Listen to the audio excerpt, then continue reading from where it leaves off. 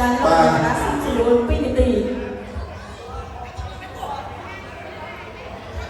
ឥឡូវសូមរលមកនេះបាទចាក់ឆ្កងមួយមិនចាក់អូបាទយកពីក្រៅមកពេញកម្រងនេះលឹប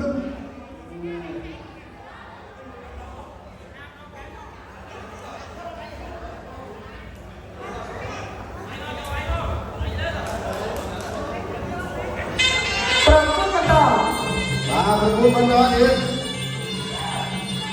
វិញស្នាប់ប្រូណាស់ដែរបាទចាប់លេងហើយចូលដើម្បីរបស់សុខាចាក់គុកលោកអាយ៉ាណាទៅទៀតចាប់លេងទៅចូលចាក់គុកគាត់จะត្រាំចាក់គួរបាទ